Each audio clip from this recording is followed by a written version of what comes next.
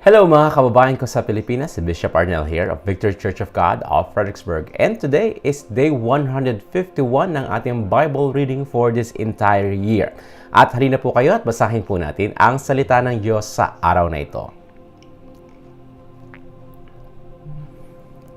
Job chapter 22. Ang sagot ni Eliphaz na taga Teman, ang tao ba'y may maitutulong sa Diyos na manlilikha kahit na siya'y marunong o kaya may dakila? May pakinabang ba ang makapangyarihang Diyos kung ikaw ay matuwid? May mapapala ba siya kung ikaw man ay malinis? Dahil ba sa takot mo sa Kanya kaya Kanya sinasaway, pinagsasabihan at dinadala sa hukuman? Hindi. Ito'y dahil sa napakalaki ng iyong kasalanan at sa mga ginagawa mong mga kasamaan. Mga kapatid mo'y iyong pinaghuhubad upang sa utang nila sa iyo'y sila'y makabayad. Ang mga nauuhaw ay hindi mo pinapainom, hindi mo pinapakain ang mga nagugutom. Lakas mo ang ginagamit kaya lupa'y nakakamkam at ibinibigay ito sa iyong kinalulugdan.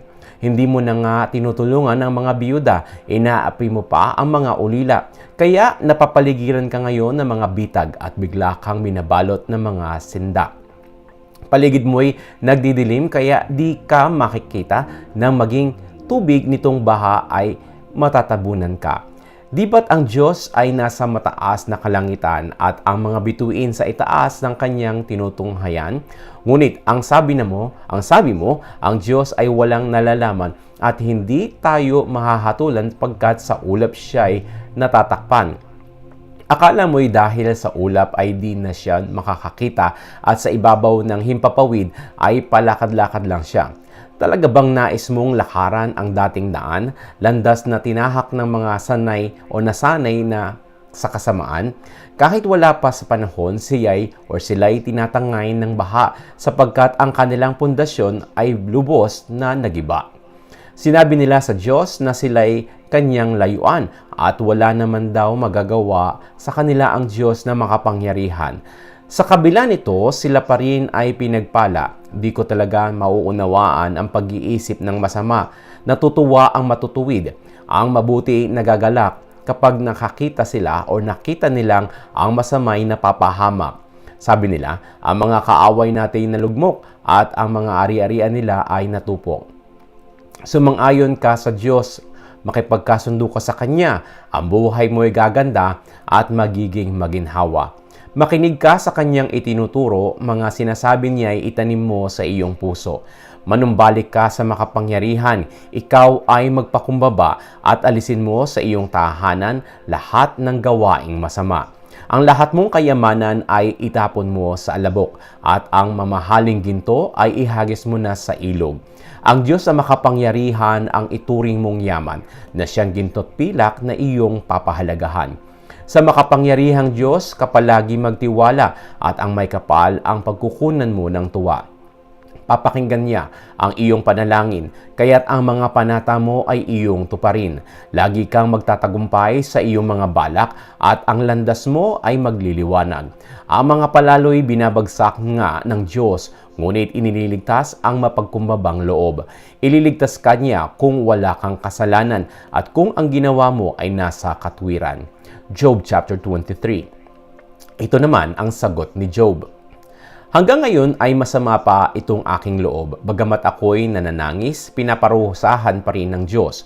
Kung alam ko lamang kung saan siya matatagpuan, pupuntahan ko siya sa kanyang kinaroroonan. Ihaharap ko sa kanya ang aking kalagayan at ilalahad ko ang aking katuwiran. Gusto kong malaman ang isasagot niya sa akin. Nais kong maunawaan ang kanyang sasabihin. Gagamitin sa kanya kaya sa akin ang lahat niyang kapangyarihan? Hindi, sa halip hinaing ko'y kanyang papakinggan. Sapagkat ako'y taong matuwid na haharap sa kanya, kanyang ipahahayag na ako'y walang sala. Sa dakong silangan, hindi ko siya natagpuan, hindi ko rin siya nakita sa gawing kanluran. Di ko rin siya nakita sa dakong hilaga, at sa bandang timog, ni bakas ay wala. Ngunit alam ng Diyos ang aking bawat hakbang. Kapag sinubok niya, lalabas ang kadalisayan.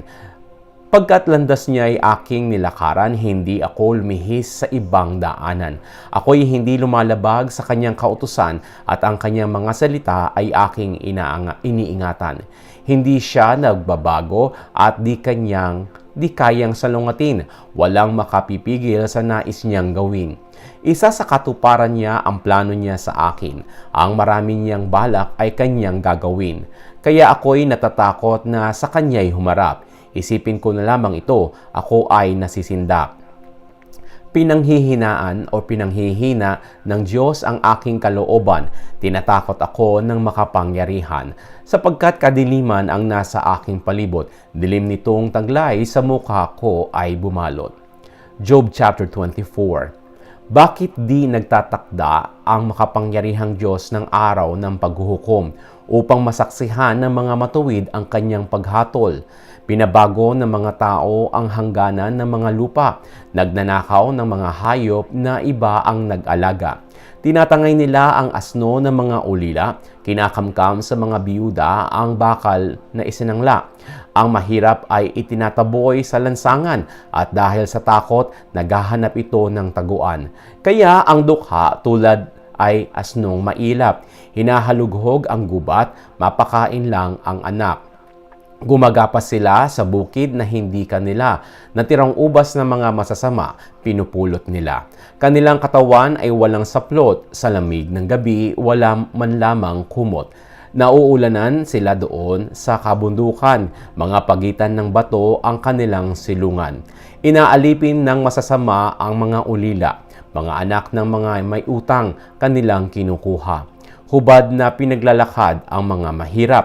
Labis ang gutom habang sila'y pinapagapas. Sila ang nagkakatas ng ubas at olibo, ngunit di man lamang makatikim ng alak at langis nito. Mga naghihingalo sa mga sugatan sa loob ng lungsod ay nagdadaingan, ngunit di pa rin pansin ng Diyos ang kanilang panawagan. May mga taong nagtatakwil sa liwanag, di nila ito mauunawaan, patubay nito'y ayaw sundan. Bumabangon ang mamamatay tao sa madaling araw at ang kawawang dukhay kanyang pinapaslang. Pagsapit naman ng gabi, siya ay nagnanakaw. Ang nakikiapid ay naghihintay ng dilim, nagtatakip ng mukha upang walang makapansin. Kung gabi naman, sumasalakay ang mga magnanakaw. Ayaw nila sa liwanag kaya't nagtatago pagsikat ng araw. Liwanag ng araw ay kanilang kinakatakutan, ngunit di sila nagsisindak sa matinding kadiliman. Ang sinabi ni Zophar, ang masamang tao ay tinatangay ng baha, sinumpa ng Diyos ang kanilang lupa. Ang ubasan nila'y niwalang mga has magsaka. Kung paanong ang yelo ay natutunaw sa tag-init, gayon din ang masama naglalaho sa daigdig. Kahit ang kanyang ina sa kanya'y nakakalimot, parang punong nabuwal, inuuod at nabubulok. Pagkat inapin niya ang babaeng di nagkaanak at ang mga biyuda ay kanyang hinamak. Winawasak ng Diyos ang buhay ng malalakas. Kapag siya ay kumilos, ang masamay nagwawakas. Hayaan man ng Diyos na mabuhay ito ng tiwasay. Sa bawat sandali, siya ay nagbabantay. Umunlad man ang masama, ngunit panandalian lamang, natutuyo rin tulad ng damo at halaman, parang bugkos ng inani na binunot sa taniman.